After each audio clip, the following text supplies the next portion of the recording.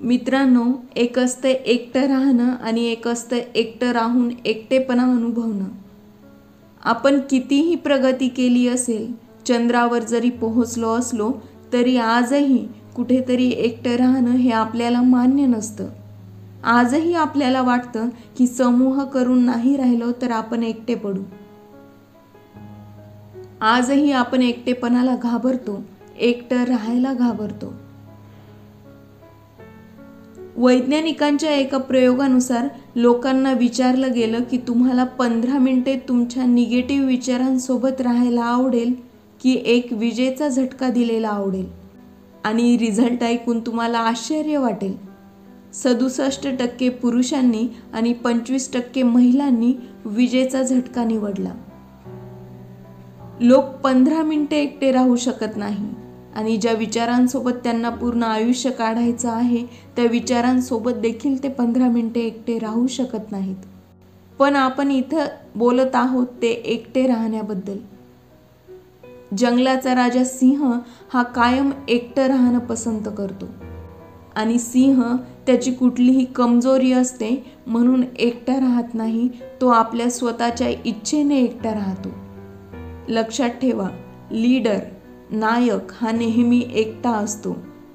या जगातील जास्तीत जास्त यशस्वी झालेल्या व्यक्ती या एकटं राहणं पसंत करणाऱ्यांपैकी आहेत.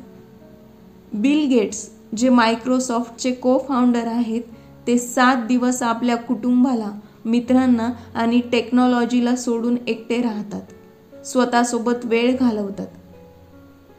आणि याचं कारण ते सांगतात, असं करण्याने त्यांच्या डोक्यामध्ये नवनवीन विचार येतात, त्यांची क्रिएटिव्हिटी वाढते आणि अशा मोठ्या व्यक्ती त्यांची कुठलीही मजबुरी असते म्हणून एकटे राहत नाहीत. ते आपल्या स्वतःच्या चॉईसनी एकटे राहतात. एकटे राहण्याचे 4 असे फायदे मी तुम्हाला सांगणार आहे, जे ऐकून तुम्हालाही वाटेल एकटं राहणं हे चांगलं आहे. Number 1, boost creativity. Nikola Tesla जे की महान वैज्ञानिक राहिलेले आहेत, त्यांच्यामुळे आज आपल्या घरात इलेक्ट्रिसिटी आहे.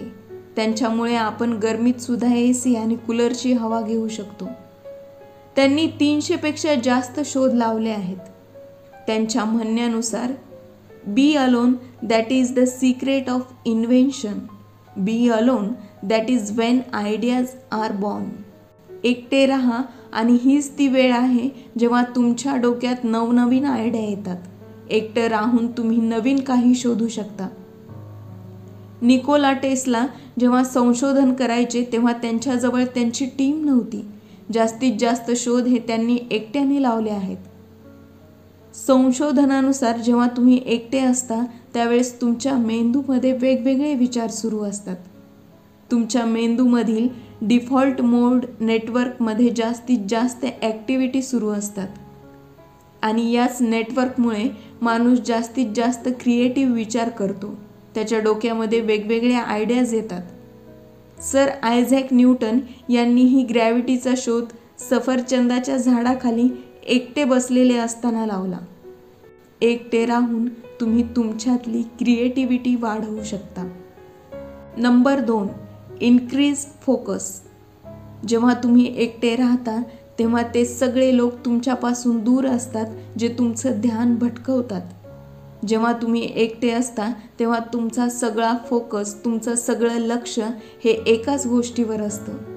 म्हणून तुम्ही तुमचं काम चांगल्या प्रकारे करू शकता आणि एकटं राहून तुम्ही तुमचे ध्येय लवकर गाठू शकता. Number 3, self awareness. एकटं राहून तुम्ही स्वतःला ओळखू शकता. जेव्हा आपण कुणाच्या तरी सोबत असतो तेव्हा वेळ कसा गेला आणि किती वेळ गेला हे आपल्याला कळत नाही.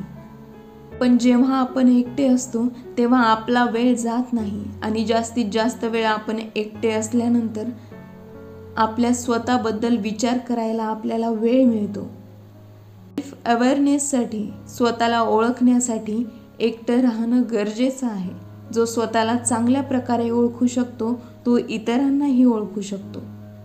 Number 4, masters your emotions. इथं पुन्हा तीच गोष्ट येते. जर तुम्ही तुमचे स्वतःचे इमोशन्स, तुमच्या भावना ओळखू शकला तर तुम्ही जगातील इतर लोकांच्या भावना त्यांचे इमोशन्स ओळखू शकता. तुम्ही एक गोष्ट नेहमी बघितली असेल, टीव्हीवर ॲड करणाऱ्या जाहिरात कंपन्या त्यांच्या प्रोडक्टची कधीही माहिती देत नाहीत. ते तुमच्या इमोशन्सची, तुमच्या भावनांशी कनेक्ट व्हायला बघतात. कारण त्यांना माहीत असतं की लोक भावनिकरित्या जास्त लवकर जोडले जातात. आता तुम्ही म्हणाल, या जाहिरात कंपन्यांना आपले इमोशन्स कसे माहीत? तर याचं सोपं उत्तर आहे, त्या अगोदर स्वतःला आपल्या जागेवर ठेवून बघतात आणि स्वतःच्या इमोशन्सचा विचार करून जाहिरात करतात. तुम्हाला सुद्धा समोरच्या व्यक्तीच्या मनात काय चालू आहे ते ओळखायचं असेल, तर त्याच्या भावना ओळखायच्या असतील तर अगोदर स्वतःच्या भावना ओळखणं महत्त्वाचं आहे.